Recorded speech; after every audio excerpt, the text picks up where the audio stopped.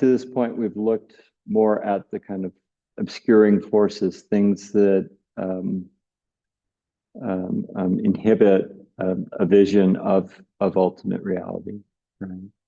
And what's more, there's an assertion that there is such a thing, right? Like that, I think that in and of itself is a helpful touchstone to come back to in just in daily life. Like, oh, here's this particular view that I'm adopting or assuming or playing the role of, and let me consider this is one among many views, and there's a potential here for an enlightened view, right?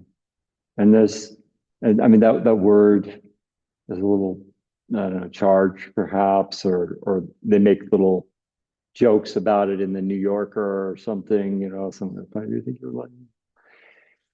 But there's a real potential in so much as yoga is concerned that there is a more elevated view that's possible, right? And one that has us navigate this life experience a little more fully and more gracefully and more honestly, and is illuminating, right? Like if those things are of value or important to you, you know, yoga could be supported, right? Could be worth looking into. And I want to take like today is like a deeper step into that view, okay? And we'll spend a little time framing this.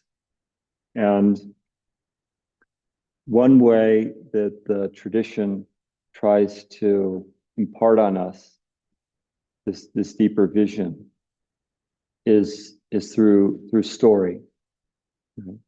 So ultimately, this kind of ultimate vision is entirely beyond something like name and form.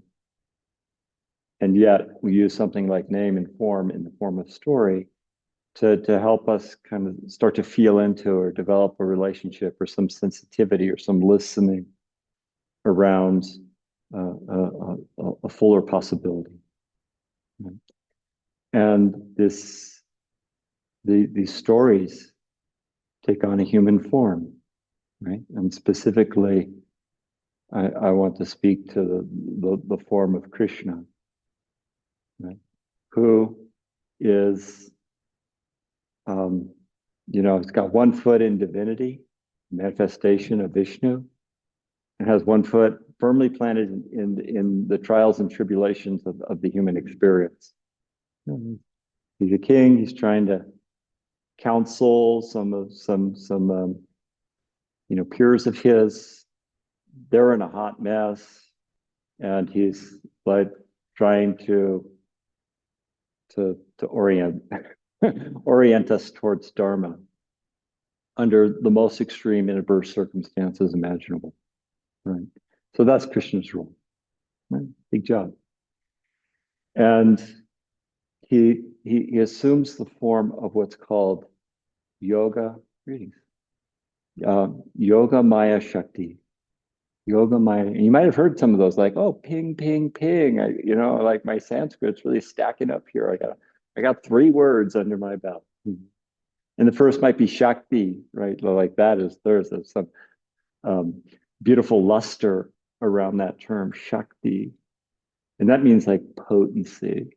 And more commonly known as a feminine potency, like the goddess.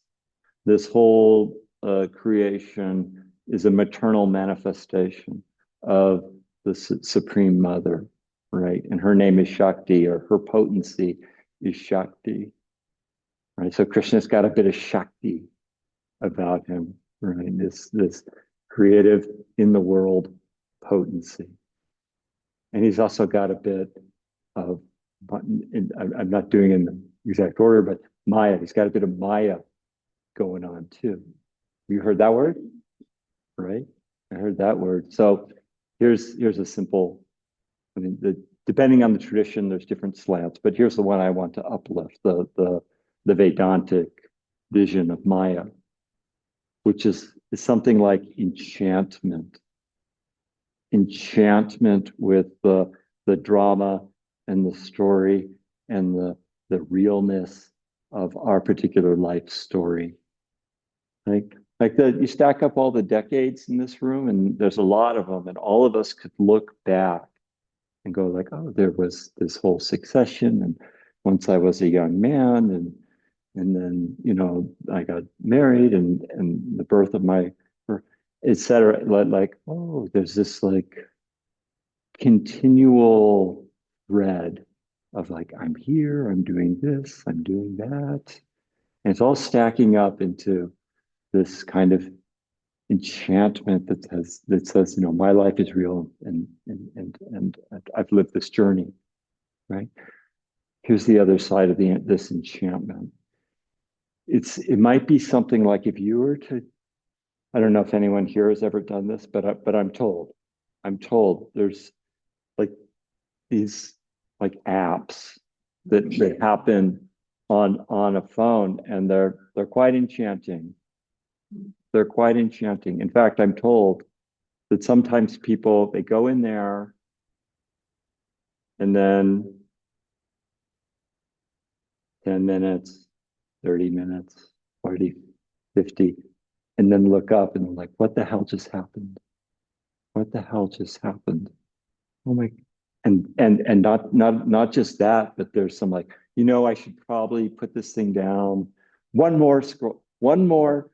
No, that one, not the proper dopamine quantity there. Let's try it again. This is working so well, I might as well another, etc. Like that. And then not just 40 minutes gone by, but a decade's gone by, right? And then another decade, and here we are, right? So this enchantment is something like that, like lost in the dream of our particular existence and life. And I mean, not to diminish that in any way, but there's an obscuring thing that's going on here in the Yoga Maya Shakti. And let's turn our gaze to the first word, yoga, right? All of this dance that we're in, we can orient it around something like a yoga, right? Orient it around towards, lost in the right direction, towards a yoga, towards a Krishna yoga Maya Shakti, right? So the stories of Krishna are intended to help us give, there's a lot to reflect on there in the way of the human experience and how to navigate it, and what is wisdom, and what is the yoga and the yoga Maya Shakti. Right? And I want to start to peel back the veil here a bit with two stories, two accounts of the great vision. And they come to us first from Krishna's mother, Yashoda. And so Yashoda gets word that little baby Krishna, that naughty little boy, that he's been eating mud. He's been eating mud. And there's a couple versions of like how much mud he was actually eating. Some say, well, it was mulberry juice, let's not defile Krishna. Some say, no, actually, that boy had his hands in the pond and was like digging deep, and like, yeah, I'll take either, But Yashoda confronts him, and all of Krishna's boyhood friends are gathered about, and he did it. He was eating the mud, and he denies it. No, I wasn't eating the mud. Okay, and then Yashoda said, "No, Krishna, open your mouth and let's see them. Then we'll know." He goes, a little twinkle in his eye, a little wry smile, and he opens his mouth, and Yashoda beholds this cosmic vision. She sees it all. She sees all of manifestation in its timeless form, its eternal, present, indescribable expanse. And within that indescribable expanse, she sees their little hermitage, their village, and she sees herself and she sees her boy Krishna and she's bewildered. She asks herself, am I hallucinating? And it's a little unsettling and disturbing. And I just want to go back to being that mom of the naughty boys. I just like, take me back. This is more than I can like um, accept. And so Krishna.